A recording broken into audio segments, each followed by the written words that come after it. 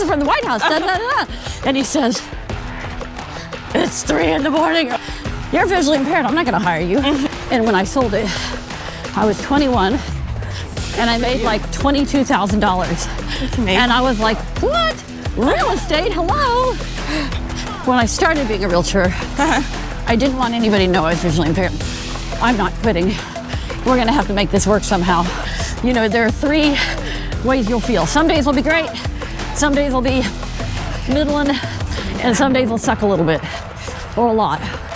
I ran 2013 Boston, which was the bombing year, which is a different story. Thank goodness I was really fast back then. What keeps you going? Why do you want to do more if you still want? People. The community cares about you. It does. Your story is very, very inspiring. Hi, my name is Kat.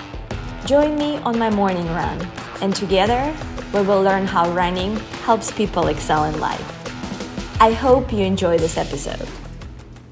Good morning, everyone. We're here in this beautiful park. It's a lovely morning. And today on our Runnerview podcast, we have Lisa Thompson. She's a realtor, a lawyer, B&B owner, and a runner who has done probably 29 marathons, if not more.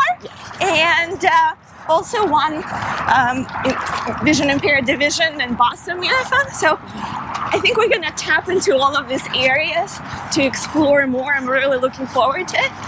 And let's start with the beginning. So I read that you were born in Maui. Is it true? No. No, okay. I was born in Garden City, Kansas. Okay, all right. Maybe a different Lisa Thompson. No, it's not. Yeah. Okay, so Kansas, and then you're moving to Houston. Yes. How come? I applied to a bunch of universities and I wanted one that gave me the best scholarship, and it turned out to be Rice. Okay. And I had absolutely never been to Houston before in my life. And my brother drove me to the campus when it was the start of freshman week and dropped me off and left. Okay. So, and I've been here ever since. All right. Except for 1 year. So you studied German and political science. Correct. Why did you pick up this subject? German, I was a foreign exchange student in with AFS, which is American Field Service, and I lived in Austria. Okay. For a year when I was 16.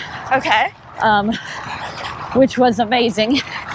And I thought I spoke German. And I remember coming back to high school and telling my teacher that I spoke German. And then I started talking and she said, "That's not German." Really, she said that in German. She said, "Das ist kein Deutsch." So apparently Austrian German is not really acceptable. Okay. But I got a degree in German anyway. And political science. Yeah. Okay. Because that's just plain interesting. Okay. It really is. It's history. It mixes in with sociology. I mean, it's just a interesting subject. And so with that degree, I heard that you were able to get an internship with the White House. Yes. I wrote there was a Scholastic Achievement Contest. Okay. And I wrote an essay, and it was put on by National Federation for the Blind. And anyway, I won the essay contest, and it was like a $3,000 prize, and it was presented by George Bush. Okay. The first one. Who ran around this park. People used to run into him when he was running with the Secret Service. But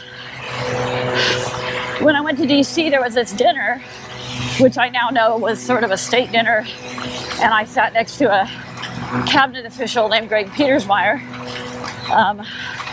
and he asked me all about myself and what I was going to say in my little speech I had to give, and I told him. And then Greg got up and introduced me, and he said he had to give the keynote speak. Okay. And so then he introduced me and essentially gave my speech. Oh wow. I talked to Lisa over there, and here's what she said. And then added some other stuff. And then he announces me, and I've got nothing. Because Greg has just given my speech. So I got back to Houston. I wrote the president a letter. Were you hurt I was by that? Well, I said that Greg probably needed a speechwriter if he was going to steal speeches from visually impaired college students. That's good. There must have been some desperation there. And I also offered the president a cat because I adopted a male cat who I thought was a female, and turned out it had kittens. So anyway, it was a bit of a crazy stream of consciousness letter. And actually they read every letter, which I didn't know. Oh, wow.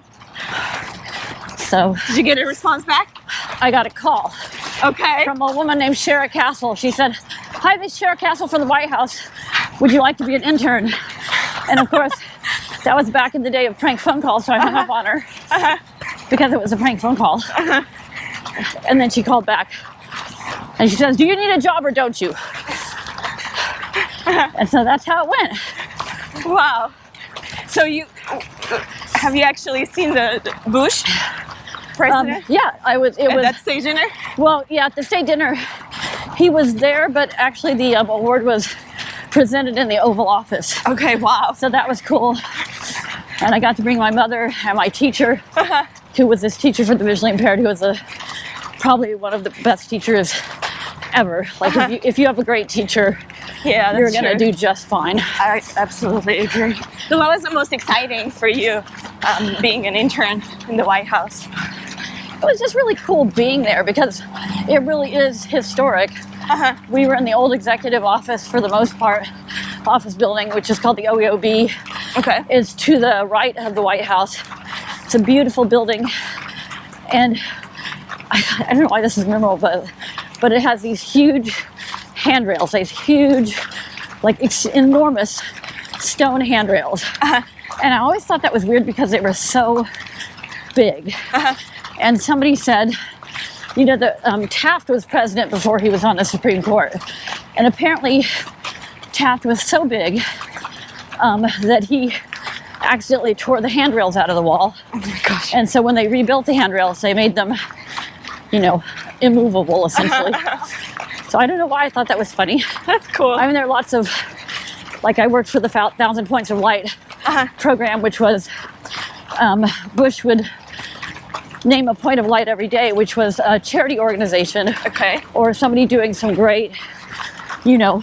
Oh, that's very touching. Great public service. Mm-hmm. So he wanted to name 1,000 Points of Light. And basically what the White House interns did was we read the submissions and then we'd pick the top 5 or 6 and we'd send him the president and he'd pick the point of light. And then we'd call them and say, sometimes I'd be on the phone saying, "Hi, this is Lisa from the White House. You've been named as the 764th point of light. When can I schedule a phone call with the president?" So, you know, because the president would call them and talk to them for 2 minutes or whatever. That's so cool, just saying from the White House. Yeah. So I was pretty young, and I guess I understood time zones in general, but at 9 o'clock in Washington, I called a guy in Alaska, and he says, "Hello." Good morning. And I was like, "Hi, I'm Lisa from the White House." Da, da, da, da. And he says, "It's 3 a.m. or whatever time it was." And anyway, he did not want to talk to me, even if I was from the White House. I don't blame him. Yeah, so time zones are a thing. For sure. So after that, or at some point, you joined United, or Continental at that time. Yeah. Now United. Yeah. What made you? I had trouble finding a job. In the 1990, I know everybody thinks we had it easy, but 1990 was not a very easy time to get out of college and find a job. And particularly for someone with a visual impairment, I think people were much more able back then to be like, "You're visually impaired, I'm not going to hire you." Yeah. I mean, that was really, I heard that a lot. Yeah. And I worked, you know, but I applied. Continental had 2 offices, and I knew they were hiring, and I needed a little eye surgery. So I had, I have all sorts of eye diseases, but one thing you can get is called trichiasis, and it's where your eyelashes grow backwards into your eye. Okay. Which will scratch your cornea, and it's pretty painful. So I went to a doctor, and he said, "Oh, you need surgery." Before then, I would just have a friend like tip my eyelid inside out and pluck the eyelashes, which seems like sort of a, I don't know, a crazy thing to do. But anyway, so I needed the surgery, but it was expensive. And you know, when you're in their 20s, you don't have any money. Yeah. And so I had done some research and found out that airlines have really good insurance. So I applied at Continental at JFK Airport, or, you know, now called Intercontinental. And they didn't hire me. They said I had too much experience. But I knew they had another office, like at Richmond and Gessner. So I took the bus. Because I knew they were also doing like sort of a, we call it a cattle call, you know, big group interview thing. Okay. Took the bus. It took like, I don't know, 2.5 hours or something from one side of Houston to the other. Yeah. I walk in, I do the interview, they hire me immediately. Like, totally different. Thank goodness they didn't talk to each other. And so I was just gonna work for 3 months, get my surgery, and quit. But I had an friend who was having a party in Paris. She was in the architecture school at Rice. And so I thought, well, I have flight benefits. I'll go stand by at the airport. So I went and stood by, and I got in, like 1 seat left, I got in first class. Okay. Okay, and I have, like, I'm broke, pretty much. We were all there at some point. But no, I was on there was this grocery store called Butera's, and I had gone and bought ice cream and written a check, and it was $1.32. I'll never forget. But anyway, I must have been a couple cents off, and so it was a bad check. And the next time I went to the store, I was like buying a loaf of bread. You know, you remember these things distinctly when they're, Yeah. and the lady says, "You can't shop here. You're on the bad checklist." Oh my God. And she points to the wall, and there's a list, and my name is on it. Oh. And I was devastated. Did you write a letter there too? No, I walked out with my, you know, tail between my legs and never went back. Oh my gosh. Because I was so embarrassed. I know. But anyway, that's how broke I was. And I went to Paris and got first class. Had this great time at this friend's party. Stood by on the way back. Got business again, or first class again. And I went home. I had just gotten married. And I told my husband, I'm not quitting. We're going to have to make this work somehow. Like, it's crazy because you're on a phone with a headset and in an office, and I had to take a bus to get there. So it was some effort. Yeah. But it was a great job. And really, I loved Continental, and I still work for United now, so. You do? Yes. So I bet you travel the world. Oh yeah. You get there. I mean, that's how you get to go to these places. You have to, I mean, I always think, I remember defining the word rich. I mean, a lot of people, that definition is about, they think it's about money, but it's really about, you know, what do you need in life? What makes you think that you have a whole and complete life where you can be happy a good portion of the time? And for me, that was, you know, great food, a little bit of alcohol, travel, hanging out with awesome people. That's a good definition. And I mean, and if you got that and you somehow manage it, then I don't know, the quest for more and more money doesn't really work for me a little bit. Although I think that if you love what you do, then you're going to have enough money, you know, to do what you need. I agree. So it's been an exciting journey so far. Oh yeah. But then you also think at some point started running. Can you share a little bit more about your running journey? How did you start? I had run in junior high and high school. Okay. But not in college. Let's go. Okay, I don't worry about water. Okay. You know, it's just, if you start worrying about that, you'll never get your run done. Or at least for me, I'm like, little wet feet, who cares? But when I started actually competing, okay. I ran as a realtor. When I started being a realtor, I didn't want anybody to know I was visually impaired because, you know, that's an issue, right? Okay. Where people don't want to use you. I mean, who hires a blind realtor? It's ridiculous, right? So I would put a little dress and some shoes in a bag, and I would schedule the showings, and then make sure the first one was a vacant house, and then I would, take a cat bath and put on my dress and shoes and hide my running shoes and stuff under the kitchen, the counter, and show them the house, and then I'd say, "Oh, hey, can I ride along with you?" And they would always say yes. So you just rode along with the client, showed them the rest of the house, make sure the last showing is close to the vacant house, so I could go back in and get my clothes and run back home. Oh my gosh, that was a plan. I did that for quite a while. How did you feel about it? Like when you started, was it embarrassing? Were you? I mean, it's pretty vulnerable. Yes, but I didn't want, you don't want people to say, "I'm not going to use you because you have a disability." Yeah.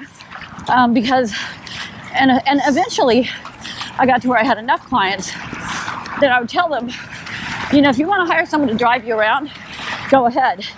If you want to hire someone who will negotiate the hell out of a deal and make sure that you win every time, then maybe you should hire me. Oh, that's so cool.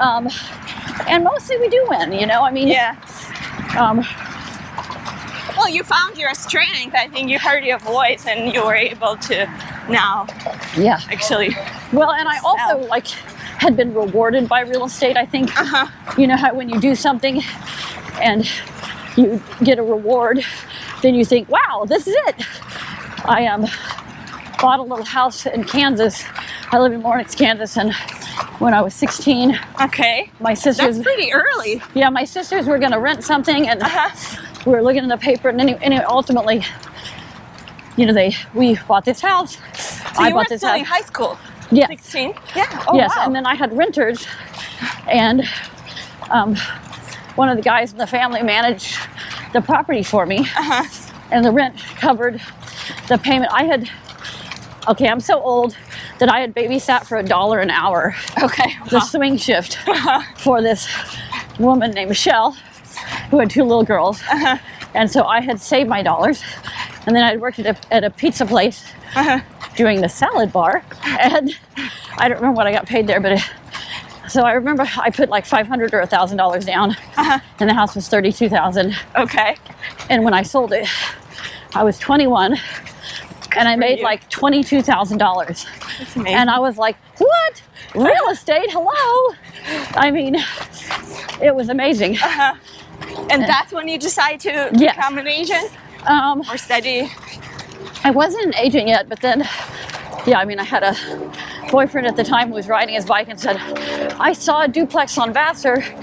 Maybe we should look at it. And so we looked at this duplex. It was $95,000. And I contacted a mortgage guy. And I said, I want to buy it. And he said, I sent him in, I did the application. He said, yeah, we can turn left. Yeah. How old are you? And I said, 22. And he's like, do you have money to buy a house? Do you have a job? And I said, I do. So I bought Vassar. And then what we would do is fix it up a little bit. Then we'd get another loan and cash out. And then we'd buy the next one. I mean, you couldn't do a whole bunch of them, but you were still 20, so but initially I had married an architect who's a very, very good architect, so we were like a great team. I could find it and be like, I could see what it should be, but then I got a real estate license, and the first client I had was referred to me by my mortgage banker, who I still work with, named Milton Birdwell. Wow. And this guy was a guy who was poor, but he got enough money to buy a house, and it was what's called a wraparound mortgage. So it's one of these, it's like privately financed by an individual. Okay. And basically you don't own the house until the last payment. Okay. And it's a very good way to take someone's house away from them. If they miss a payment, you foreclose. So I believe that's illegal in the state of Texas now, but it wasn't back then. But it's very predatory. And he was a roofer, and he was going to lose that house. Okay. As I recall. And so instead, we sold it for him and got a good deal where he made some money. Are you gonna pass on your left? Beep, beep, beep. And so, and it was really rewarding, in a different way. Like it was rewarding in, the way where you help people. Yeah. Rewarding. It's not, and I made a commission. It was a little, and I thought, I can do this. So, and 30 years later, or really, my gosh, we're not going to talk about how many years later. It was a lot of years later. We'll get there. Yeah. I have a lot of clients. You build your brand. Yeah, you build your brand. And that's what you got to do is, marketing is key. But also, you treat people decent and don't screw people over, and admit it if you make a mistake. Because nobody's perfect, and I've made a lot of them. But I got a referral about a month ago. Okay. And I thought, where did this guy find me? This guy's in Austin. He's an engineer. He's selling his house in Austin and buying a house in Houston. And he got it from a client of mine that now lives in Japan. Okay. And wow. all he told this guy was, you should hire Lisa if she's a shark. And I'm not sure if I like being I think sharks are cool. So, yeah, it was funny. It's a compliment. It was a compliment, no.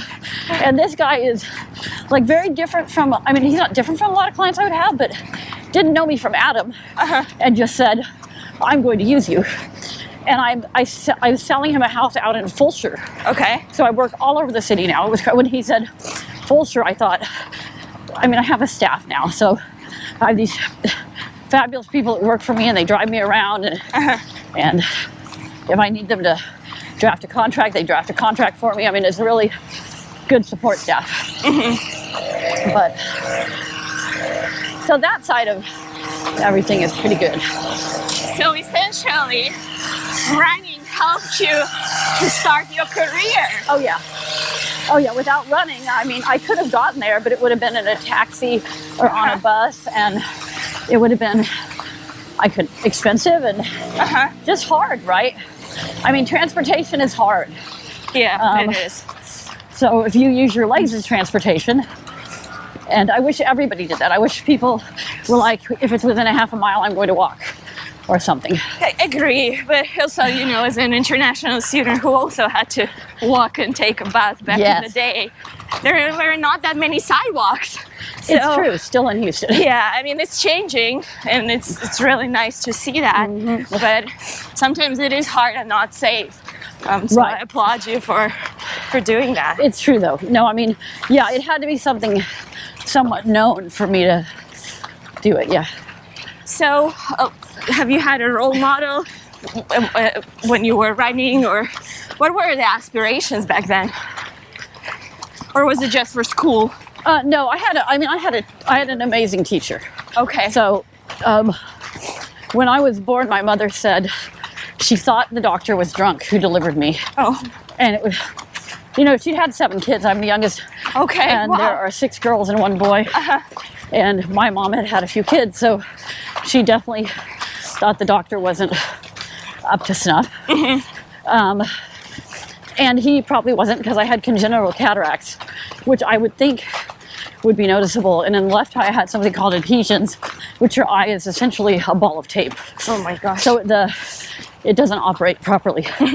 So it has, we found out later it had light perception but not vision. And of course the cataract, you're blind. So at 3 months, my mother, she knew that if she went in the, where I was and she didn't make a noise, I didn't notice her. And so she took me to the pediatrician and said, my baby's blind. I think we might want to do something about that. Okay. And it was genius because supposedly a congenital cataract, if you leave it too long, I don't know what happens, but you're not going to have sight. Okay. So she got me in there early enough that they were able to remove it. This is in probably 1968. So certainly medicine has advanced, but she also moved the family to Lawrence, Kansas, where there was this fabulous teacher named Mary Gordon, who taught a lot of visually impaired and disabled kids and had won a state teaching award at that point. And, she basically took me to Mary Gordon, and we were in a basement at a grade school. Okay. That's where you put your handicapped kids, in the basement. But Mary Gordon was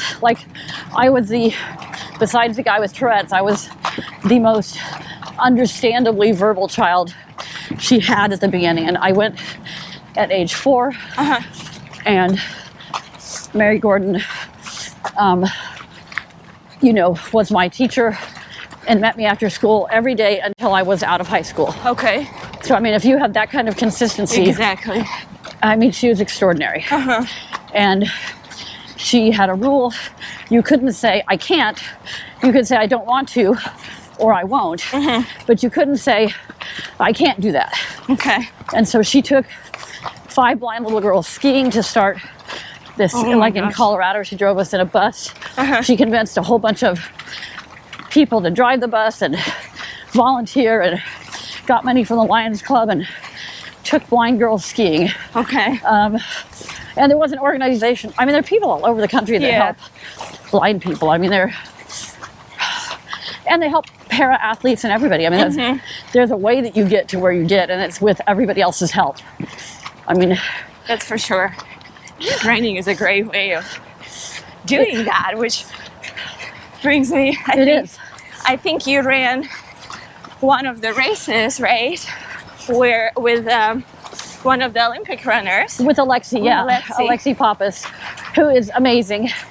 And that was, she contacted, I've run the Boston Marathon a few times. Okay. And she didn't know me, but she had met this guy. Nice shot, by the way. She'd met this guy, Kyle Robideau, who's a blind runner, and he's an ultra runner, and he's a really neat guy. I don't know how she met him. I've been told, but I can't remember. But she wanted to run, I think, with a woman who could run a 3:30 or better in Boston, and she wanted a guide because she heard about guiding. So he Facebook messages me and said, and he knew I would run with anybody. Okay. I did some fundraising, or I ran with Team with a Vision, who is an organization Helen Keller started that does really great work for blind and visually impaired people in the state of Massachusetts. Okay. And I ran 2013 Boston, which was the bombing year, which was a different story. Thank goodness I was really fast back then. And I got second place in the visually impaired division, but I didn't have any clue that I had placed, no idea that was even a thing. And because I had always run races, just in a normal division, but I ran, and that's the beauty of running with a running club, you run with people. Okay. I was always running with people anyway. Yeah. So I didn't need a guide because I already had all these guides, that run with me and say step, and if there's a pothole or whatever. And that's so digressing, but so anyway, Kyle said, would you mind running with somebody who's been in the Brazil Olympics and blah blah blah? And I said, well, as long as they don't mind running with me. I'll run with them. And I said, we need to let them know I'm slow, than they are. And so, No kidding. yeah. So, and Alexi had run, I think, the 10,000 meter in Rio. And so we ran that first Boston together, and we had a fabulous time. I mean, she's wild, right? She's putting. I saw videos on Instagram. You had all this glitter on your face. Oh my God, she covered me with glitter. Yes, I should have just taken a bath in glitter. But I mean, it was crazy, and you know, she's written this book called Bravey, which I guess what I got out of it. Oh, that sun is bright. What I got out of it was that, you know, there are 3 ways you'll feel. Some days will be great, some days will be middling, and some days will suck a little bit or a lot. And you got to know that that's normal. We're gonna go here. Right. That everybody has their ups and their downs. And I thought, wow, I think it's a good lesson. it's a good lesson. I mean, the book is great, but she's great. She's even better than the book. And she's just, like, she's an elite runner that has converted her running into a really successful business. Okay. We're gonna turn here. And that's not what a lot of elite, I mean, I think what elite runners go through is really very hard. All right, yeah. You know, you're running 100, 120 miles a week. You're like, I mean, they get injured. It's all they do. And then their career ends. And then what do they do, right? Yeah. I mean, it's a hard, and she's one of them that has, you know, she's sponsoring Morel, the hiking brand this year, and she has a bunch of, you know, sponsorships. And then she goes and gives talks at huge companies. Anyway, but no, we've become sort of a running. Yeah, because you did two races together, right? Oh, we've done like 4. Oh, 4. Or, yeah. Why do you think it was successful, or it is successful, that your partnership with her, or friendship now? Yeah, we just clicked, right? I mean, just some people work with you, right? I like that. And then the Boston changed their rules that were being much more strict on if you were going to place in the division, you had to meet para-athlete standards. Okay. And those are like, you can't have 2 guides, you can only have 1 guide, which means like nobody can get you water. Oh, wow. I mean, she can get me water, but I have to run by myself. And before, like a blind person, and I'm not totally blind. I have a lot of vision compared to a lot of runners who do fantastic. But going through a water stop with a guide, with other people at the water stop, is pretty complex. It is. And so there are people that were really upset about that. And Alexi and I, you know, we maneuvered that. And then we had to be tethered, and we had never been tethered before we'd run. Sorry. We're going too fast. Yeah, well, we have a lot of questions to discuss, so let's slow down. It's a downhill. It is. We got excited. You know, you're supposed to own the downhill. Yeah. Never go slow on a downhill. It's a gift. It's a good tip for the running community. Yeah, it's a gift. Alexi says it's a gift. The downhill is a gift, and so you should make your time on the downhill if you can. I like that. Yeah. It's so true. It is true. No, she's strategic. We're both very competitive, I think. Is part of it. We really, really want to win. We want to do our best. And that competitive spirit, but also, you know, we're kind of campy. Yeah, we're gonna turn here. We'll slow down for you. You know, we're also kind of campy, you know, where we have fun, we can laugh at ourselves. Yeah. We can drink a gallon of coffee. I would join you for that. Yeah.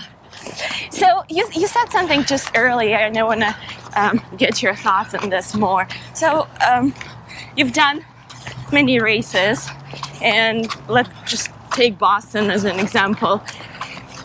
you said that sometimes your body feels great, sometimes it does not, right? We all have different cycles. When you run a race, at some point, your body starts giving up. Yeah. Something starts hurting, even if you're prepared. Right. And I find that it's a lot of mental work that you have to do to keep going.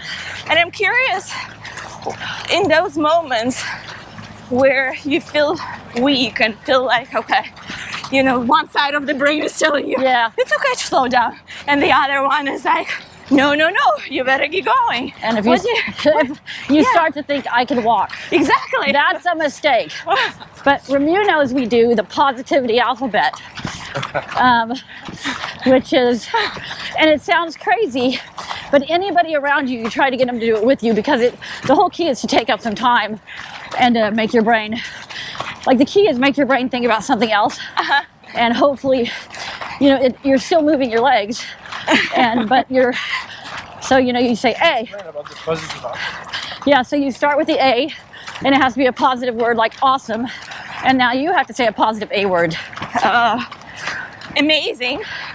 And then Yulia has to say one too. S. Yeah. Now we would say that's not positive, and we'd have to make you do another one. Oh. No, not that I'm the judge. And then you go B, and you say brave, and you just beautiful. Okay, that's a cool game. And you do it for the whole outfit, and it actually takes a while, right? Well, yeah, I bet. And then you're arguing. Especially when you have to take water breaks, look at your time, and. But you also argue about what's not positive, and then you talk about positivity, and somehow I feel like it changes your mental game a little bit. And the attitude too. No, you're right. I haven't heard about that. Yeah. That's a good tip. Alexi and I made that up. So she and we were like, you know, because it's not always easy for the guide either, right? I mean, the guide is guiding. They not only are running, but they're watching out for obstacles. They're doing all sorts of stuff. Getting you water, making sure nobody runs into you. Like people at Boston in the first mile, it's tight. Yeah, and they are cutting in front of you, like super, like apparently they think they're going to win the race in the first mile. And don't we all? Yeah, we wish it were over that fast. Yes. But yeah, it's really, that's crazy. Cool. Oh, that's a good tip. So you've done 29, 30? I made 29 or 30. Marathons? I'm not like engineering, so I don't really count. But yeah. What keeps you going? Why do you want to do more if you still want? People. You know what and I started running, I got divorced when I was 40. Okay. And I think when you have a loss. Yeah. And I have other birth defects besides just the eye, and I couldn't have kids, and I think retrospectively my ex wanted to have children, but that's a very hard thing to say to somebody. It is. You know, and everybody says, why didn't you adopt? Well, we tried, but adoption agencies didn't want somebody with a disability. So I was the double trouble. Yeah. So he left, and that was super hard because it was very unexpected.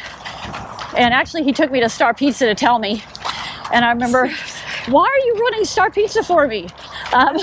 But anyway, yeah, I had this friend. I'm sorry. A Bayou City Road Runner, Mary Catherine Campion, who was also a very successful woman, who came to my house and said, you're working all the time. Let's go out for a run. And then she basically made me join Bayou City Road Runners, which is this shirt here. Oh, nice. And she brought me out, and I remember the first time she brought me to a Sunday run. Bayou City does a long run on Sundays. She brings me Sunday, and there's two guys, Bob and Mark, and she said, you're going to run with them. You owe me. They're going to run with me, and they owed her, and they were going to take care of me, and they weren't going to drop me. And that's sort of the rule with Bayou City, is a new person shows up, and somebody, and this is probably very good about you take that person and you run with them no matter how slow. If they walk, you walk. It's what you do. And so they ran with me. Makes you feel a part of the community and not alone. The community cares about you. It does. And they told jokes the first 5 miles.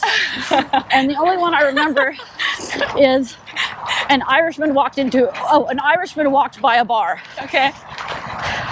That's a joke. Oh. Because an Irishman would not walk by a bar. So the joke Well, it clearly doesn't feed that club. Do not feed that club. Yeah. An Irishman walked by a bar. That's the joke. So we have sometimes, but anyway, so the running community itself, I mean, you guys must already know this, is extraordinary. And, you know, somebody's looking for a job or somebody's,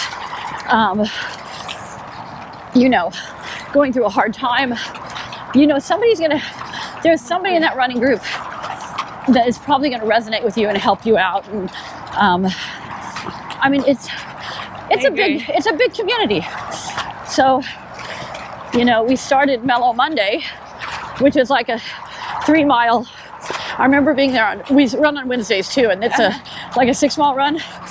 And I remember we would be there and it would be a big group and somebody'd show up and everybody takes off. And I'm like, so I always ran with the new person. Okay. And then I would talk to them, and you know, you'd do some walking, and you wouldn't do the regular route because you just go around Rice because you weren't sure if they could actually go 6 miles. So I didn't want to get them out too far. And then so through that, Christina and who was a Bayou City, anyway, she's fabulous. She and I and a couple other people figured out to start Mellow Monday, which is a Monday run at 7 p.m. And it's just a 3 mile run. And that's for like new people, you know, who are a little more mellow. They might run a 12-minute mile and we don't mind. That's mellow. Yeah. Yeah. So, yeah, come join us in front of the tennis center on Mondays at 7 p.m. And of course we do dinner afterwards. Yay. Mellow Monday. You know, and you know, but I mean, the running group has given me like real estate clients. Like these people that I've run mellowly with, half of them have bought houses from me. And I actually didn't expect it to be an agent. No, like well, I mean, you know, you have to market as a realtor. Yeah, true. And you know, you have to be out there. And honestly, in any business, you know, if you're a yoga instructor and you're paid per customer or whatever, everybody needs to know. Did you know that car mechanics are on commission? I didn't know this one. That's weird. That was just an apropos of nothing. But yeah, so. That's awesome. Yeah, I do have that. Well, I was curious because you have bed and breakfast, and I think that somewhere I read that you used to live there. Maybe you still live in some of the rooms or parts of it, and you share a kitchen with the guests. I'm just curious, how is that experience of having random people there? It's amazing. Okay. I started in 2004. Basically, we did a townhome project that we thought would be like hyper modern. All the other townhomes looked the same.